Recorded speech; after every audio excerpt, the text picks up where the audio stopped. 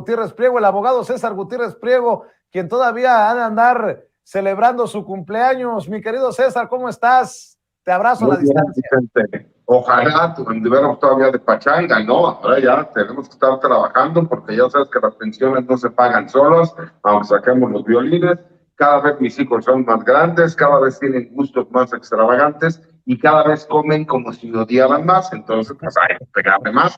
Y además hay que recordar que hay que seguir pagando las casas y los viajes de los hijos de Miguel de la Madrid, de Carlos Salinas de Gortari, de Enrique Peña Nieto, de Vicente Fox con los Vibriesca, los hijos de Calderón y etcétera. Por eso ya ves que luego se les ocurre a algunos expresidentes de ciertos lugares. Entonces, como yo sigo pagando esos y todo lo que se ve en el juego a prueba, pues hay que estar chingándole desde temprano. El abogado César Gutiérrez Priego, especialista en Derecho Penal, Derecho Militar y Seguridad Nacional, y quien también ya llegó es el sensei Ramiro Padilla Tondo, escritor, analista y autor de libros como El Pequeño Chairo Ilustrado. Mi querido sensei, ¿cómo estás? Buenas noches. Y te faltó decir que también vende gordita los domingos y carnitas, ¿eh? ¿Cómo anda, Ramiro? Prendan el micrófono a Ramiro. Y ahora sí mandé a depositar desde temprano, ¿no? Listo, pues es que se ponga producción, ¿qué pedo?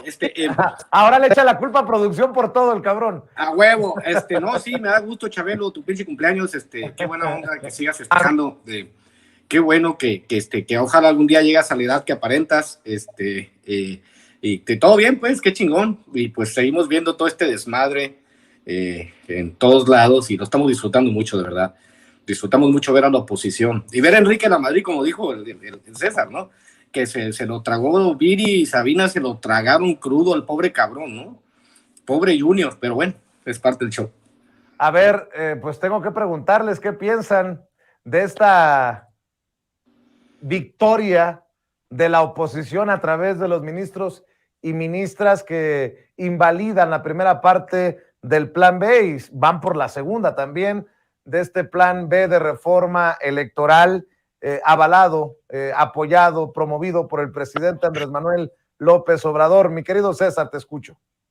Pero a ver, hay que entender algo, Vicente, no invalidan como tal el plan B, lo que invalidan fue la forma como se legisló para que se aprobara. Los ministros se lavaron las manos, a ver, vamos a quedar claros. ¿Fue una decisión jurídica? Sí, fue una decisión jurídica, pero que venía de la mano de una actuación política, porque recordemos que el grupo parlamentario del PAN junto con el grupo parlamentario del PRI se pusieron de acuerdo para no dejar sesionar en la Cámara de Senadores. Eso lo sabemos, lo pudimos ver, andaban haciendo pijamadas. Vimos a Xochitl Gálvez, a quien le pido que mejor me conteste el tuit que le dediqué hace rato, en donde le digo que ya metieron a la cárcel a este abogado del Borrego Viudo, a quien ella en su momento estuvo apoyando, a lo mejor sin querer, tampoco quiero ser mala leche, pero que lo terminó apoyando en contra de los legítimos propietarios. Pero retomando el tema que nos importa, ellos sabían que no iban a dar oportunidad a que se legislara en las instalaciones. Se buscaron sedes que se consideró que cumplían con lo que establecen las leyes y reglamentos, y lo vimos durante décadas que en los sexenios de Felipe Calderón, de Enrique Peña Nieto, de Vicente Fox, se legisló de esa forma y nunca hubo ningún problema por medio de la Suprema Corte de Justicia. Hoy la Suprema Corte de Justicia se lava las manos porque ni siquiera entra al fondo de lo que es la ley. Manejó la forma y dijo que la forma fue la incorrecta y como legislativamente no se cumplió con los requisitos, entonces por lo mismo la ley se invalidaba. Pero no entró al fondo. Esto nos da una oportunidad a que el plan B y todas las demás leyes que vienen, sabemos que van a tener la misma suerte, pero a su vez que en cuanto se regresa nuevamente a sesionar por parte del Congreso, se puedan volver a presentar y entonces sí, los ministros entren al fondo. Y ahí sí veo muy complicado que puedan tener estos 8 votos necesarios para poder declarar la invalidez constitucional. ¿Cómo la ves tú, mi querido Ramiro? Mira, quiero explicarle la otra parte, porque tenemos que pensar a largo plazo. Las victorias de la oposición son pírricas, las victorias de la 4T son históricas.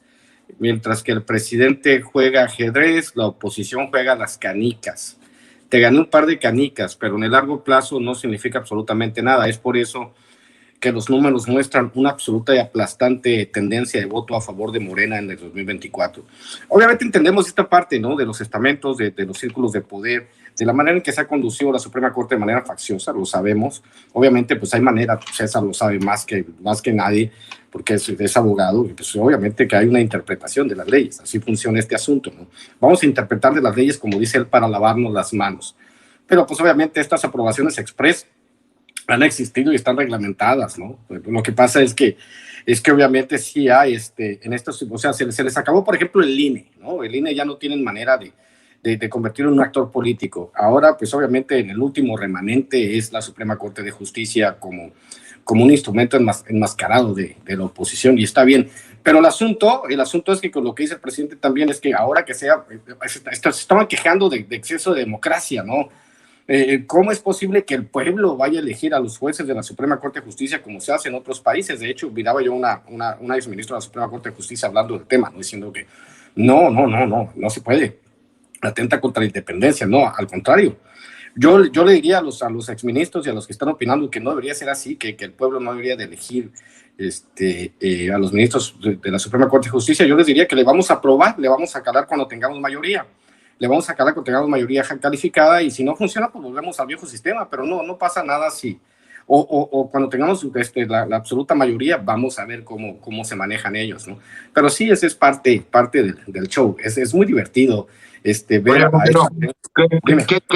¿Qué tiranía tan rara vivimos, ¿no? En donde en la tiranía que existe la división de poderes, el poder judicial termina yendo en contra de lo que el tirano les propone. Es tan rara esta tiranía en donde vemos a los medios de comunicación y a todos los políticos de oposición todos los días hablando en contra del tirano, hablando de la familia del tirano, inventando historias. ¿Qué tiranía tan rara? Nosotros nos damos cuenta y empezamos a entender, porque hay que entender otra cosa, porque tú decías que esa parte creo que es muy interesante. ¿Por qué no se propone que los próximos ministros que se vayan a escoger, ¿no?, sea por medio del voto popular cumpliendo con ciertas características? ¿Por qué no? Porque si es una facultad que el Ejecutivo puede manejar junto con el Legislativo. Y en esta famosa división de poderes, donde el tirano manda, pero nadie, absolutamente nadie, vive abajo de una tiranía, pues entonces podríamos darle la razón, porque aparte sería lo más justo, ¿no? Si el Legislativo es por medio de democracia, si el Ejecutivo es por medio de democracia, ¿por qué el Poder Judicial no? Eso también es importante. Imagínate, yo una vez... Y pocas veces, nomás para decirte esto, Ramiro, pocas veces estoy de acuerdo con Ciro Gómez Leiva. Y ayer en su editorial dijo algo que me llamó la atención. El voto de la Suprema Corte de Justicia de la Nación ha sido también una derrota para quienes llevan años asegurando que México vive bajo una suerte de dictadura populista. La democracia mexicana tiene contrapesos fuertes, contrapesos que sirven y funcionan. La Suprema Corte es un ejemplo. Si bien en la segunda parte de su editorial no estaría del todo de acuerdo, me llamó mucho la atención que le pusieran la madre a esos que le llaman dictador al presidente Andrés Manuel López Obrador, mi querido Ramiro. Es que el asunto es tratar de entender cómo funcionan los contrapesos. Los contrapesos se supone que tendrían que servir para dirimir cosas que no se pueden dirimir en ese